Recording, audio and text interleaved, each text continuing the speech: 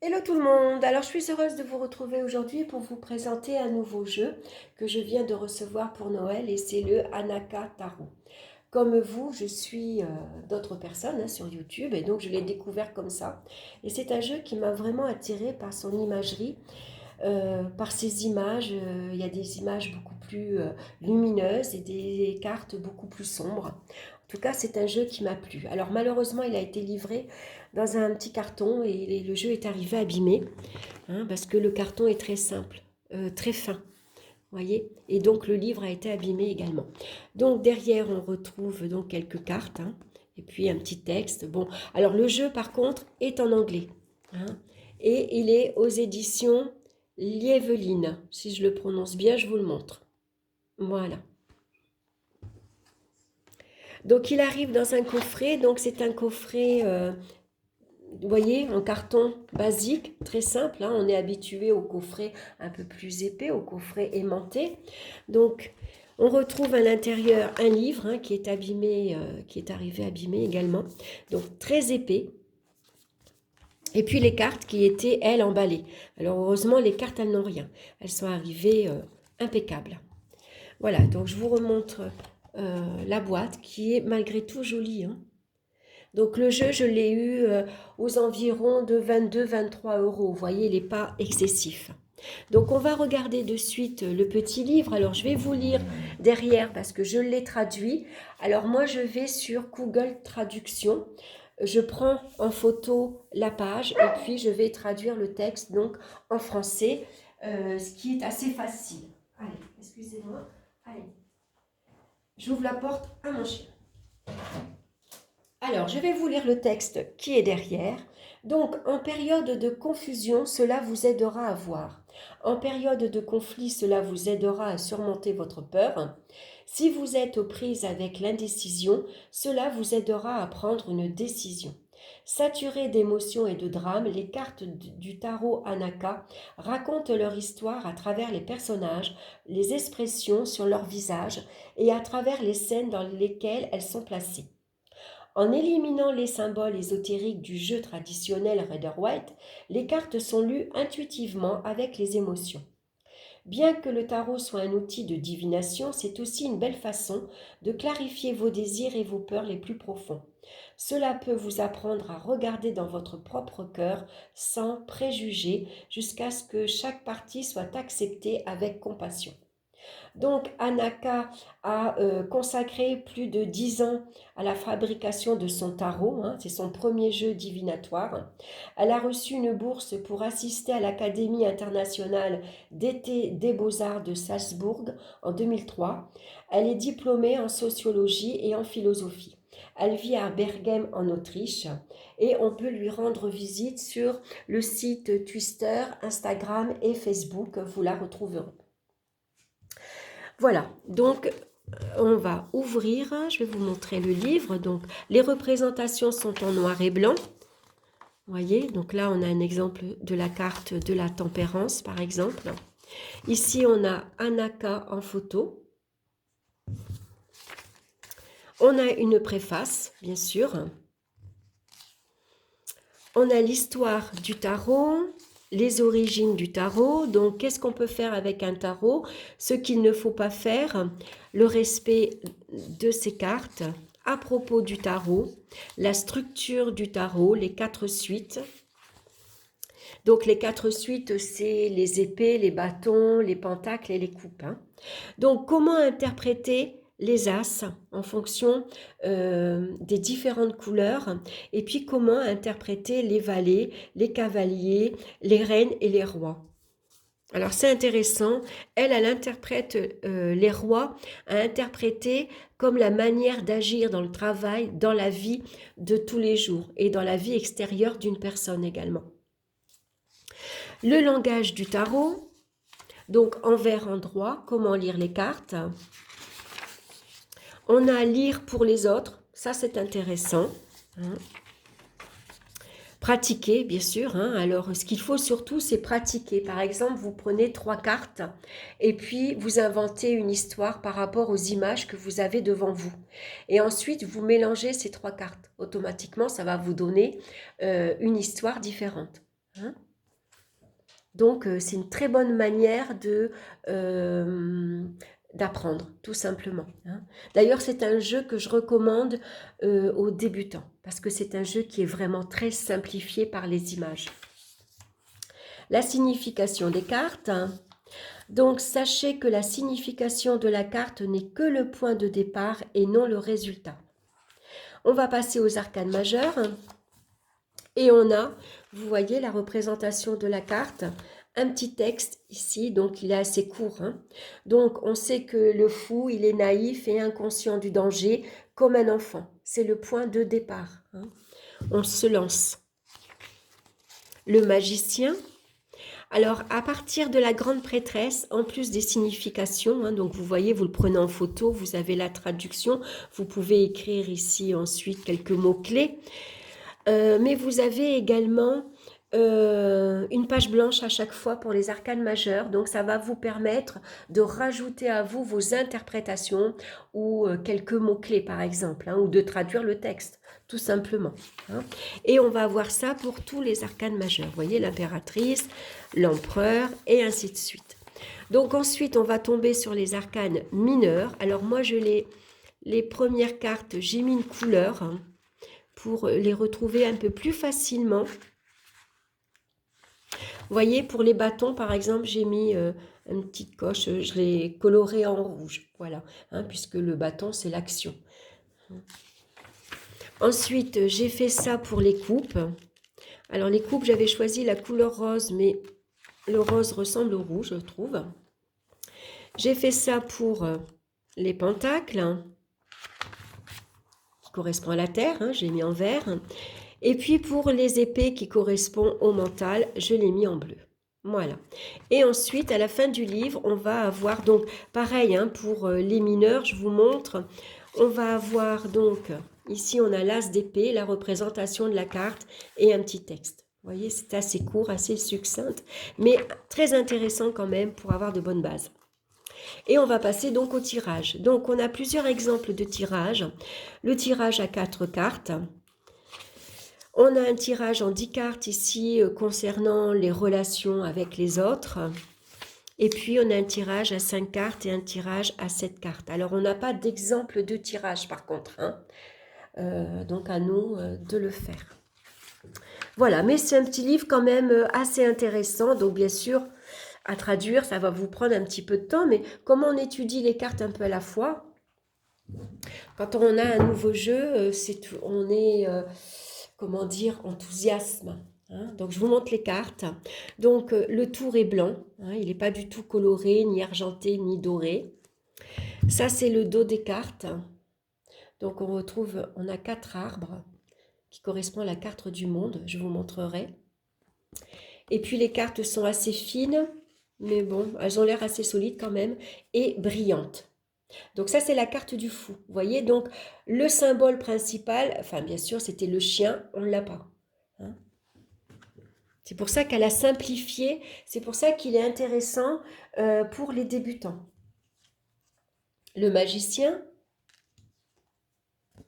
la grande prêtresse, l'impératrice, l'empereur, le pape. Donc vous voyez, d'habitude, on a l'habitude de voir 2 enfants agenouillés devant lui, devant lui. Bon, ben là, il est seul sur la carte.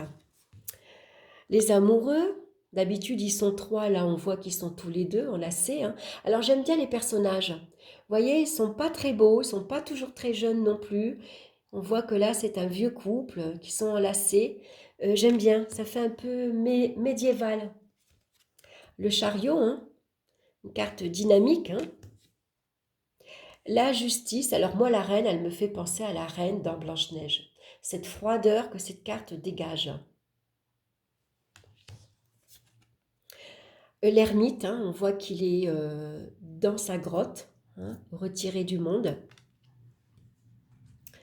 On a la carte de la roue de fortune avec ce personnage qui apparaît légèrement dans les nuages. La carte de la force, le pendu. L'arcane sans nom, hein, donc là on voit que c'est un ange déchu. La tempérance qu'on voit de dos, Hein. On a l'habitude de la voir de face. Très jolie. Le diable. Il est intéressant aussi, le diable, avec tous ces personnages à ses pieds. La foudre. Donc on voit que la mer est assez agitée. Hein, donc on voit que les émotions, là aussi, les émotions remuent. Hein.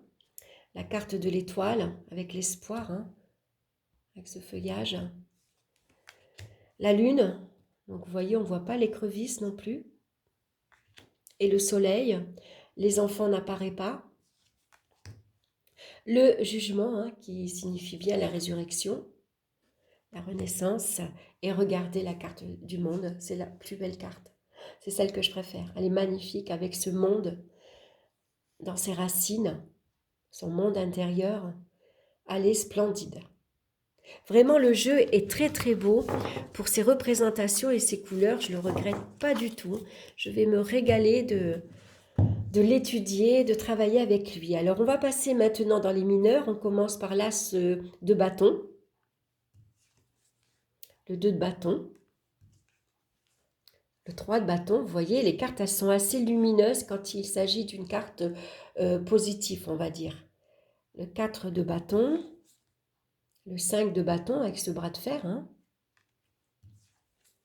Le 6 de bâton, le 7 de bâton, hein, on voit bien qu'il y a les conflits là, il faut se battre, se bagarrer.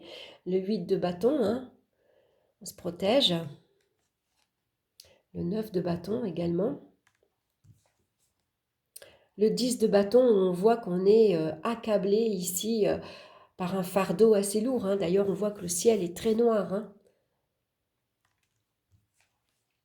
Le page de bâton, donc ça représente bien l'enfance, l'adolescence. Hein, il est très jeune, ce page. Les cavaliers de bâton qu'on ne va pas retrouver sur un cheval. La reine de bâton et le roi de bâton. Voilà, vraiment, je l'aime bien. Ensuite, on passe l'as de coupe. Alors, ça me change, hein, parce que d'habitude, en ce moment, je travaille avec Histoire de sorcière, je travaille avec le tarot de la magie verte. Alors, bien sûr, les imageries sont complètement différentes. J'ai travaillé avec le tarot des druides également. Regardez le 5 de coupe, hein, on voit que là aussi, on est triste. Hein, il y a vraiment de la tristesse. Hein. D'ailleurs, le ciel est noir, il pleut. Le 6 de coupe, qui est beaucoup plus lumineuse. Le 7 de coupe, hein, qui représente bien le monde des rêves, le monde des illusions. Le 8 de coupe, hein, vous voyez là, on s'en va. Hein. On abandonne quelqu'un, une situation. Le 9 de coupe, qui est très joyeuse. Le 10 de coupe également, qui est très lumineuse. Le page de coupe.